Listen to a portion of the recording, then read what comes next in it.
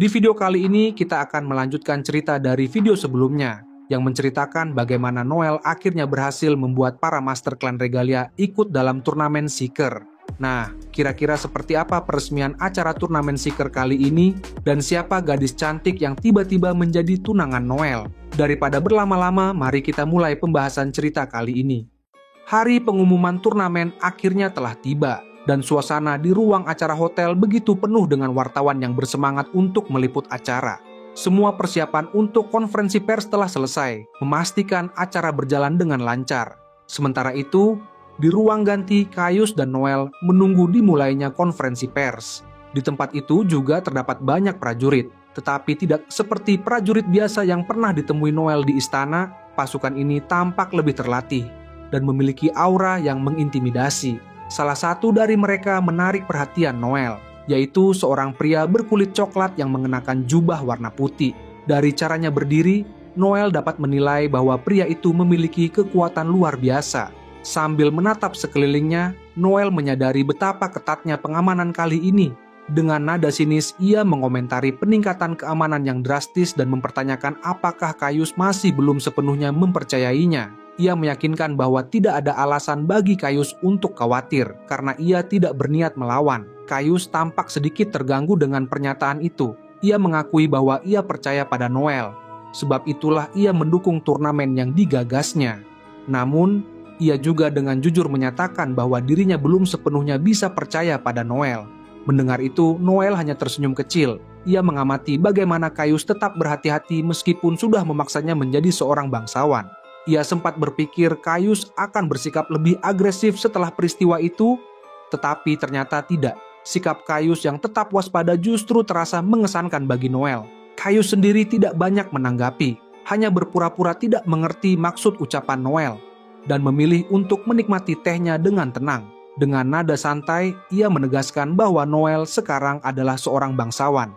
Sehingga lebih baik jika waktunya dihabiskan untuk urusan wilayah pemerintahan miliknya daripada merancang rencana-rencana pribadi yang tidak jelas.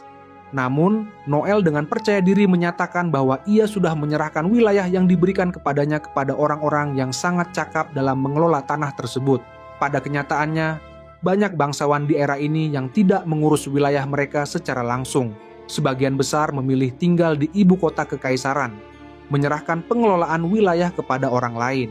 Sementara mereka sendiri lebih aktif dalam kehidupan sosial, menjalin hubungan dengan mitra bisnis, dan fokus pada investasi serta usaha utama mereka. Noel pun mengikuti cara yang sama dengan mempercayakan tanahnya kepada pihak bisnis manajemen khusus. Noel bahkan sempat berpikir untuk menjual wilayah tersebut, tetapi akhirnya berubah pikiran. Baginya, terlalu gegabah jika memberikan hadiah dari Caius kepada orang yang tidak dikenal begitu saja. Mendengar pernyataan itu, ekspresi wajah Caius berubah menjadi sedikit kesal. Meskipun ia memilih untuk diam, ia tidak memberikan komentar lebih lanjut dan hanya berbalik, membiarkan percakapan mereka terhenti begitu saja. Noel masih menyimpan dendam akibat peristiwa yang telah terjadi. Namun, bagi Noel situasi saat ini bukan yang tepat untuk melakukan balas dendam pada Caius. Noel kemudian meminum tehnya sambil melirik pria berjubah putih yang berdiri tidak jauh darinya. Ia berusaha mengingat siapa pria itu. Rasanya ia pernah mendengar sesuatu tentangnya di suatu tempat. Sosok itu tampak terlalu kuat untuk diabaikan. Tetapi perlahan Noel menyadari bahwa ia mungkin memiliki informasi tentangnya. Pria tersebut ternyata adalah komandan keamanan kekaisaran. Seseorang yang cukup kuat hingga membuat Noel merasa perlu lebih waspada. Noel mulai mengingat kembali perubahan yang akan terjadi pada organisasi Serikat Assassin. Ia menyadari bahwa organisasi itu akan mengalami transformasi besar. Alih-alih tetap menjadi organisasi rahasia yang independen, mereka akan dibentuk kembali untuk sepenuhnya melayani keinginan kaisar, serta menyalurkan seluruh sumber daya mereka untuk melindungi negara. Menghubungkan informasi yang pernah ia dengar dari Alma dengan situasi saat ini, tidak ada lagi keraguan dalam benaknya. Pria itu adalah pemimpin Serikat Assassin. Menyadari hal ini, Noel semakin berhati-hati dalam bersikap. Sambil tetap memperhatikan situasi, Noel mengungkapkan bagaimana kekurangan tenaga kerja melanda setiap industri. Orang-orang berbakat kerap dipaksa untuk mengerjakan tugas di luar keahlian mereka, dan batas kemampuan mereka pun semakin dekat. Ia berpikir bahwa sebagai pejabat pemerintah, Caius pasti menyadari hal ini juga. Saat ia mengungkapkan pemikirannya, Pangeran Caius tampak sedikit terkejut. Sementara pemimpin serikat asasin tetap tidak menunjukkan reaksi berarti. Namun, tatapan pria itu tertuju pada Caius, seolah ingin mengukur reaksinya terhadap ucapan Noel. Caius tampak ingin memperingatkan Noel agar tidak berbicara terlalu jauh, tetapi sebelum ia sempat melakukannya, terdengar ketukan di pintu ruang ganti. Kepala pelayan Caius masuk dan memberitahu mereka bahwa konferensi pers akan segera dimulai. Menanggapi pemberitahuan itu, Caius segera menyatakan kesiapannya dan mengingatkan Noel untuk bersiap juga. Mereka berjalan keluar menuju konferensi pers, dikelilingi oleh petugas keamanan yang memastikan keselamatan mereka. Saat berjalan, Caius sedikit membungkuk dan berbicara dengan suara pelan, cukup agar hanya Noel yang bisa mendengarnya. Dengan nada yang tidak sepenuhnya bisa ditebak, Caius mengakui kelicikan Noel, namun sekaligus menyatakan bahwa ia sangat bisa diandalkan. Noel hanya menanggapinya dengan tenang, berharap bahwa anggapan tersebut benar adanya. Sementara itu, senyum kecil yang muncul di wajah Caius mengisyaratkan bahwa ia memiliki tingkat kepuasan tertentu terhadap Noel. Namun, di balik semua itu, Noel tahu bahwa kepercayaan Caius belum sepenuhnya ia dapatkan, dan masih banyak yang harus ia buktikan. Saat ini, suasana di ruang konferensi pers dipenuhi dengan kegembiraan dan ketegangan. Para wartawan memenuhi ruangan, siap melaporkan pengumuman besar yang akan disampaikan. Caius berdiri di podium, mengawali acara dengan ucapan terima kasih kepada semua hadirin yang telah datang. Ia menegaskan bahwa konferensi pers ini diadakan untuk sebuah pengumuman yang sangat penting, sebagaimana telah disebutkan dalam dokumen yang telah diterima para undangan sebelumnya. Keramaian di antara pers semakin meningkat saat Caius melanjutkan penjelasannya. Ia mengingatkan semua orang akan krisis yang semakin dekat, yaitu kedatangan Sang Valiant. Diperkirakan bahwa Valiant akan tiba dalam waktu sekitar 6 bulan, dan persiapan harus segera dilakukan untuk melindungi seluruh warga Kekaisaran. Caius menegaskan bahwa Kekaisaran memiliki kekuatan yang besar, dan para Seeker yang bekerja sama dengan mereka adalah individu luar biasa. Dengan penuh keyakinan, ia berjanji bahwa mereka akan melindungi rakyat dari ancaman ini. Setelah berhenti sejenak, Caius meninggikan suaranya, menekankan bahwa meskipun Kekaisaran siap menghadapi ancaman, menghilangkan ketakutan rakyat sepenuhnya bukanlah tugas yang mudah. Oleh karena itu, untuk menyemangati dan menginspirasi harapan di tengah masyarakat, Kekaisaran telah memutuskan untuk menyelenggarakan sebuah acara yang belum pernah ada sebelumnya. Sebuah turnamen besar akan diadakan sebagai bagian dari persiapan menghadapi ancaman yang semakin dekat. Kemudian, dengan penuh penghormatan, Caius memperkenalkan pencetus dan dermawan terbesar dari proyek ini, yaitu Noel Stolen, pemimpin klan Wild Tempest sekaligus pemimpin klan tingkat ketiga dari Regalia. Noel kemudian maju dan menatap para hadirin dengan sikap penuh percaya diri. Ia menjelaskan bahwa proyek ini memiliki 3 tujuan utama. Pertama, membangkitkan harapan warga Kekaisaran dengan memperlihatkan kekuatan para Seeker. Kedua, mempersiapkan para Seeker untuk menghadapi pertempuran yang akan datang. Dan ketiga, menentukan komandan yang paling cocok untuk memimpin pasukan dalam pertempuran melawan Valiant. Dengan tercapainya ketiga tujuan ini, persiapan mereka akan semakin matang. Noel dengan penuh semangat mengumumkan proyek ini secara terbuka dan resmi kepada semua orang yang hadir di ruangan itu. Saat Noel berbicara, suasana di ruangan itu semakin memuncak. Semua orang mendengarkan dengan saksama, menunggu kelanjutan dari pengumuman yang disampaikan. Tidak ingin mengecewakan ekspektasi mereka, Noel dengan penuh keyakinan melanjutkan pernyataannya. Dengan suara lantang, Noel mengumumkan bahwa turnamen Seven Star Cup, sebuah turnamen gladiator yang akan menentukan Seeker terkuat di Kekaisaran Velnan, telah resmi diselenggarakan. Turnamen ini akan menjadi ajang pertarungan bagi para Seeker terkuat, membuktikan kemampuan mereka, sekaligus menjadi kesempatan bagi Kekaisaran untuk menemukan pemimpin terbaik dalam menghadapi ancaman yang semakin nyata. Tepuk tangan dan sorak-sorai memenuhi ruangan, menyadari betapa besarnya dampak turnamen ini terhadap masa depan Kekaisaran.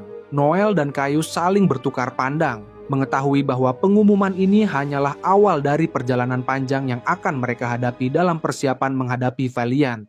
Dalam waktu 3 hari setelah konferensi pers, lebih dari 60 klan telah mendaftar untuk Seven Star Cup, belum termasuk klan Regalia. Hasil ini sungguh luar biasa bagi Noel sendiri, mengingat total ada 72 klan di Kekaisaran Velnan. Meskipun Noel selalu yakin bahwa klan Regalia akan berpartisipasi, dia tidak menyangka akan ada begitu banyak klan lain yang menunjukkan semangat serupa. Hal ini menunjukkan betapa besarnya pengaruh turnamen tersebut dalam dunia para Seeker. Bagi klan Regalia dan klan kelas atas lainnya, mengatur jadwal untuk turnamen bukanlah masalah besar. Namun, bagi klan biasa situasinya berbeda. Seeker pada dasarnya bertugas membasmi monster, menerima tugas dari asosiasi Seeker, dan menghabiskan waktu mereka bertarung siang dan malam. Meski demikian, sebagian besar klan tetap menyatakan keinginan mereka untuk ikut serta dalam turnamen, memahami betapa pentingnya ajang ini bagi masa depan mereka. Dengan kesempatan besar yang ditawarkan Seven Star Cup, mereka rela menyesuaikan jadwal dan mengatur ulang prioritas demi berpartisipasi. Menurut laporan intelijen yang diperoleh dari perantara informasi selain Loki yang masih berada di Republik Rodania, klan-klan yang belum mendaftar kemungkinan besar akan segera melakukannya. Keputusan tersebut memang bijaksana, karena semua orang memahami bahwa Seven Star Cup adalah kesempatan besar yang tidak boleh dilewatkan. Setiap klan ingin menunjukkan kekuatan mereka dan mendapatkan pengakuan di antara para Seeker terbaik. Namun, ada konsekuensi dari partisipasi besar-besaran ini. Jika hampir semua klan di Kekaisaran mengalihkan fokus mereka ke turnamen, tingkat penaklukan monster abis akan menurun. Di tahap awal, hal ini mungkin bukan masalah besar karena klan Regalia dan klan kelas atas lainnya masih bisa menangani monster tingkat tinggi. Tugas membasmi monster tingkat rendah bisa diserahkan kepada kelompok Seeker yang belum membentuk klan. Namun, tantangan terbesar justru ada pada monster tingkat menengah yang membutuhkan upaya lebih besar untuk ditaklukkan. Untuk mengatasi masalah ini, Wild Tempest segera mengambil inisiatif dengan memberitahu asosiasi Seeker bahwa mereka akan bertanggung jawab atas penaklukan monster abis tingkat menengah. Keputusan ini membawa konsekuensi bagi Noel, karena tanggung jawab besar tersebut membuatnya tidak bisa terlibat langsung dalam pertempuran ini, membatasi tugas-tugas yang dapat mereka tangani secara langsung. Namun, tawaran tersebut merupakan cara Wild Tempest untuk membantu semampu mereka dan memastikan stabilitas Kekaisaran tetap terjaga. Agar tugas ini dapat terlaksana dengan efektif, Wild Tempest harus bergerak cepat dan bepergian ke berbagai wilayah Kekaisaran. Untungnya, mereka memiliki pesawat terbang khusus yang memungkinkan mobilitas tinggi dan efisiensi dalam menghadapi tantangan yang ada. Dengan persiapan yang matang dan koordinasi yang tepat, Wild Tempest bertekad untuk memastikan keseimbangan antara partisipasi dalam turnamen dan perlindungan terhadap Kekaisaran tetap terjaga. Ketika Noel tiba di bandara pesawat udara di pinggiran Kekaisaran, ia bertemu semua anggota klan Wild Tempest. Di antara deretan pesawat udara yang berjajar, satu kapal tampak menarik perhatian. Bentuknya ramping, sayap hitamnya gagah, memberi kesan elegan dan berwibawa. Pesawat itu bernama Black Odile, sebelumnya dikenal sebagai White Odette saat masih dimiliki oleh klan Lorelei. Pesawat tersebut telah mengalami banyak perbaikan serta peningkatan, menjadikannya jauh lebih canggih. Dengan panjang 52 meter dan kapasitas hingga 200 penumpang, pesawat ini juga dilengkapi peralatan tempur serta sistem penghalang yang membuatnya semakin tangguh. Namun, seperti kebanyakan kapal udara, konsumsi bahan bakarnya sangat tinggi. Meskipun demikian, teknologi yang tertanam di dalamnya adalah yang paling mutakhir saat ini. Anggota klan Wild Tempest tidak bisa menyembunyikan kekaguman mereka. Mata mereka berbinar saat melihat pesawat itu dari dekat. Alma terpukau oleh keindahannya dan menyebutnya sangat menakjubkan. Leon, yang juga terpesona, mengamati dengan saksama. Ia mengagumi desain hitam berlapis emas yang menghiasi badan pesawat serta fakta bahwa meskipun dilengkapi persenjataan, tampilannya tetap ramping dan estetik. Baginya, itu adalah pesawat udara yang sempurna. Penasaran, ia menanyakan kepada Hugo apakah ia yang menangani perbaikannya. Hugo mengangguk puas dan menjelaskan bahwa Noel yang memintanya melakukan perbaikan. Awalnya, ia khawatir pesawat itu akan kehilangan keistimewaannya karena perubahan yang dilakukan. Namun, setelah melihat hasil akhirnya, ia tidak memiliki keluhan sedikit pun. Di tengah kekaguman mereka, Koga tiba-tiba menunjuk ke bawah haluan kapal. Matanya berbinar saat melihat sesuatu di dasar pesawat. Di sana, simbol klan mereka, yaitu seekor ular bersayap emas terpampang gagah. Bagi Koga, itu adalah lambang klan Wild Tempest, tanda bahwa siapapun yang melihatnya dari darat akan tahu siapa pemilik kapal ini. Sementara yang lain masih menikmati pemandangan, Leon mulai berpikir lebih jauh. Melihat pesawat secanggih ini diberikan begitu saja membuatnya merasa ada harga yang harus dibayar suatu saat nanti. Namun, Noel hanya tertawa kecil. Ia memahami kekhawatiran itu, tetapi menurutnya ini hanyalah bukti betapa putus asanya Pangeran Cayus. Dengan kepergian Johan, satu-satunya orang yang bisa diandalkan sang pangeran untuk menghadapi persaingan dari negara tetangga hanyalah dirinya.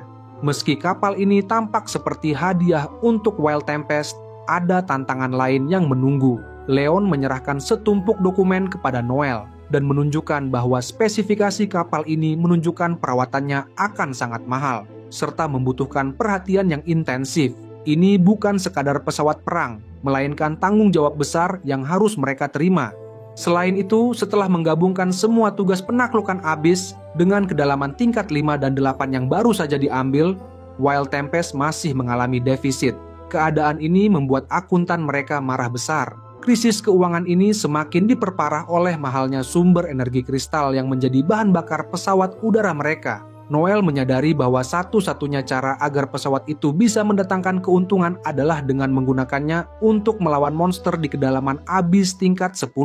Monster yang memiliki kemampuan terbang menjadi tenaga penggerak semua pesawat udara. Mereka dilebur menjadi cairan yang dikristalkan melalui proses khusus dan digunakan sebagai bahan bakar untuk mesin kendaraan yang dibuat secara unik. Inilah yang membuat pesawat udara mampu melakukan manuver luar biasa. Namun, harga kristal energi ini sangat mahal, dan Wild Tempest harus mencari cara untuk menutupi pengeluaran mereka. Meskipun menghadapi situasi sulit, Noel menegaskan bahwa mereka harus menanggung defisit ini. Baginya, utang mereka kepada asosiasi adalah prioritas utama. Persiapan turnamen telah menyedot sumber daya finansial mereka hingga ke titik kritis, menguras dana melimpah yang sebelumnya dimiliki oleh Wild Tempest. Namun, dengan serangan Valiant yang semakin dekat, bermain aman bukanlah pilihan yang bijak. Justru, ancaman terbesar kekaisaran merupakan peluang terbesar mereka. Bagi siapapun yang ingin menyebut diri mereka sebagai seeker terkuat, mempertaruhkan segalanya adalah keharusan.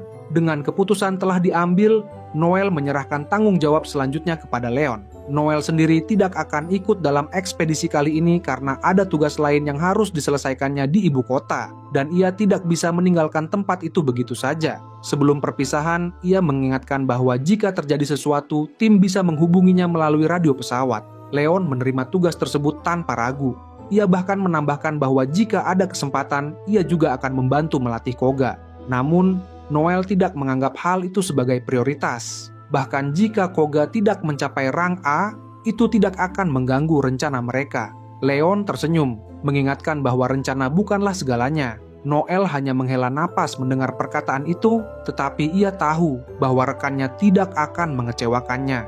Tak lama, Leon mengalihkan pandangannya ke Black Odile dan memberi perintah kepada anggota klan Wild Tempest untuk segera bersiap. Mereka menaiki pesawat dengan penuh semangat, membawa harapan dan tekad yang kuat. Koga, yang berada di antara mereka, sempat berhenti sejenak di pintu masuk. Pandangannya bertemu dengan Noel. Tidak ada kata yang terucap, tetapi keduanya memahami bahwa hasil akhirnya akan berbicara lebih banyak daripada kata-kata. Koga akhirnya melangkah masuk ke dalam pesawat. Tak lama kemudian, mesin menyala dan suara gemuruh memenuhi landasan pacu. Black Odile melaju kencang, lalu terangkat ke udara dengan keanggunan yang berlawanan dengan ukurannya yang besar. Sayap hitam pekatnya membelah langit, dan dalam sekejap pesawat itu menembus batas suara dengan kecepatan luar biasa. Noel memperhatikan pesawat itu semakin tinggi hingga akhirnya menghilang di cakrawala. Dalam hati, ia hanya bisa berharap agar tidak ada di antara mereka yang mabuk udara dan mencemari pesawat barunya dengan muntahan. Namun, lebih dari itu, ia berharap perjalanan ini dapat membantu mereka dalam mengatasi masalah keuangan klan Wild Tempest. Sekembalinya ke markas klan Wild Tempest, Noel segera disibukkan dengan tugas mengurus informasi intelijen, termasuk laporan dari pialang informasi. Baginya, memastikan bahwa agen asing dan pemberontak tidak terlibat dalam turnamen adalah prioritas utama. Ia harus mengetahui segalanya tentang setiap peserta. Sebagai orang yang bertanggung jawab atas seluruh turnamen, Noel tidak bisa mentoleransi kesalahan sekecil apapun. Saat ia meneliti dokumen-dokumen yang ada, tidak ditemukan masalah dengan para peserta. Namun, hal ini tidak membuatnya merasa puas. Masih ada kemungkinan bahwa agen asing dapat menyandera keluarga atau teman para peserta menjelang turnamen, memaksa mereka untuk bertindak di luar kehendak mereka dan merusak jalannya acara. Meskipun situasi tampak terkendali, Noel tetap waspada. ia harus terus mengawasi broker informasi dan memburu hal-hal yang mencurigakan hingga hari turnamen tiba. Beruntungnya, ia telah memastikan dukungan dari keluarga Barzini untuk membantu mengawasi para pesaing berdasarkan informasi yang mereka peroleh. Anggota keluarga Barzini tersebar di berbagai tempat strategis, mulai dari rumah bordil, restoran, tukang cukur, rumah sakit, hingga penjahit. Mereka terjalin dalam kehidupan sehari-hari, memungkinkan mereka untuk dengan mudah melaporkan setiap perilaku mencurigakan dari peserta. Dengan jaringan ini, setiap tindakan yang tidak biasa tidak akan luput dari perhatian. Setelah meninjau semua informasi yang ada, Noel beralih ke evaluasi peraturan turnamen. Sejauh ini, tidak ditemukan masalah yang berarti. Peraturan yang dibuat berhasil menangkap esensi turnamen, terutama dengan pembatasan jumlah skill peserta hingga 2. Keputusan ini dibuat dengan 2 tujuan utama. Pertama, untuk menguji kemampuan adaptasi dan pengamatan peserta, dan kedua, untuk mencegah agen asing memperoleh informasi lengkap tentang skill seeker yang berpartisipasi. Para peserta sejauh ini mendukung peraturan tersebut. Bahkan, meskipun telah didirikan kantor sementara untuk menampung keluhan dan pertanyaan, belum ada satupun yang diterima. Namun, banyak yang bertanya tentang sejauh mana aturan akan ditegakkan, khususnya mengenai deteksi penggunaan buff ilegal atau skill boosting sebelum pertandingan. Untungnya, ada cara efektif untuk mendeteksi skill yang telah diaktifkan. Dengan mengukur kepadatan mana dalam tubuh peserta, penggunaan skill dapat teridentifikasi dengan jelas. Jika mereka telah menggunakan skill, tingkat kepadatan mana mereka akan meningkat. Dan tidak ada keterampilan atau item yang diketahui dapat menyembunyikan hal ini. Bahkan untuk beberapa kelas seperti milik Noel yang memiliki skill tanpa konsumsi mana, padatan mana pengguna tetap meningkat, sehingga pengujian sebelum pertandingan akan memastikan bahwa tidak ada kecurangan yang terjadi. Menyontek dalam turnamen ini sebenarnya cukup sulit. Selain peserta, Colosseum juga akan dipenuhi oleh banyak penonton. Banyak diantaranya adalah seeker berpengalaman, hanya pengelola turnamen, kecuali Noel sebagai peserta, yang mengetahui skill apa yang dipilih setiap seeker. Namun, setiap seeker yang terlatih pasti bisa mengenali penggunaan skill saat pertandingan berlangsung. Dengan begitu banyak mata yang mengawasi, upaya kecurangan apapun hampir pasti akan terdeteksi dengan cepat. Selain itu, untuk meredakan kekhawatiran para peserta dan mencegah ketidakpercayaan terhadap manajemen turnamen, peraturan telah direvisi. Kini, setiap peserta diperbolehkan memilih seorang instruktur pelatih yang diberi hak untuk mengajukan 2 keberatan, 1 sebelum pertandingan dan 1 setelahnya. Namun, keberatan ini tidak dapat diajukan selama pertandingan guna mencegah penyalahgunaan. Jika keberatan yang diajukan terbukti benar dan ditemukan adanya pelanggaran, peserta yang bersangkutan akan didiskualifikasi. Noel menyadari bahwa aturan baru ini akan menimbulkan pertanyaan lain, terutama mengenai kemungkinan seorang instruktur pelatih tidak mampu mengenali pelanggaran. Namun, ia menganggap bahwa tanggung jawab sepenuhnya ada pada peserta. Seven Star Cup adalah ajang untuk menentukan seeker terkuat di Kekaisaran, dan setiap peserta harus memastikan mereka memilih instruktur yang berbakat dan dapat dipercaya. Tidak ada alasan untuk mengelak dari tanggung jawab ini. Demi keadilan, semua keputusan baru mengenai aturan harus dikirim langsung ke setiap klan, termasuk mereka yang belum mengonfirmasi keikutsertaan mereka. Noel menuliskan catatan tersebut, namun perhatiannya teralihkan ketika terdengar ketukan di pintu. Sekretarisnya masuk setelah mendapat izin dan meletakkan beberapa amplop di mejanya, menginformasikan bahwa beberapa surat telah tiba untuknya. Tanpa membuang waktu, Noel menyerahkan catatan mengenai surat-surat yang harus dikirim balik kepada sekretarisnya, memastikan semua klan mendapatkan informasi yang diperlukan. Namun, sekretarisnya tampak ragu seolah masih ada hal lain yang ingin disampaikan. Setelah didesak, akhirnya ia menyebutkan bahwa ada 1 surat lagi yang ditujukan langsung kepada Noel. Dengan ekspresi datar, Noel menerima amplop tersebut dan langsung mengenali pengirimnya. Surat itu kembali datang dari Ralph Golding, sponsor utama klan Wild Tempest sekaligus seorang pedagang ternama di Kekaisaran. Ralph mengelola berbagai bisnis, termasuk perdagangan sekuritas, transportasi udara, dan penelitian teknologi material binatang. Dalam suratnya, ia sekali lagi menawarkan putrinya untuk dinikahkan dengan Noel. Ini bukan pertama kalinya. Sejak mendirikan klan Wild Tempest, Noel telah menerima banyak surat serupa yang berisi upaya pernikahan strategis. Di dalam kekaisaran, menjalin hubungan dekat dengan seeker berpengaruh adalah simbol status, terutama bagi para sponsor. Selain itu, ada keuntungan bisnis yang bisa didapat, seperti akses mudah ke material binatang dengan harga lebih rendah. Inilah alasan mengapa para bangsawan dan pedagang kerap bersaing dalam mensponsori seeker. Dan salah satu cara mereka untuk mempererat hubungan adalah dengan menawarkan pernikahan.